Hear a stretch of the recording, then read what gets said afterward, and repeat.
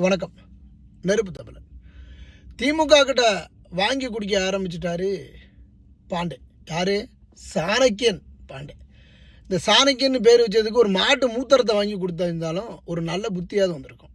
அதை விட்டுட்டு இப்போ பாண்டே எங்கே போய் வாங்கி கொடுக்குறான்? திமுக கிட்ட வாங்கி குடிக்கிறார். அடே அப்பா, அவர் கொடுக்கக்கூடிய புகழாரம் முதலமைச்சருக்கு, இந்த உலகத்திலேயே அந்த முதலமைச்சருக்கு இப்படி ஒரு புகழாரம் கொடுக்க முடியாது போல். பாண்டியை கெஞ்சிறது என்ன, பாண்டியை கொஞ்சிறது என்ன, அப்படியே அந்த காதலிக்கக்கூடிய ஒருத்தன் பொம்பளை பிள்ளைய எப்படி ஏமாற்றுவான் தெரியுமா?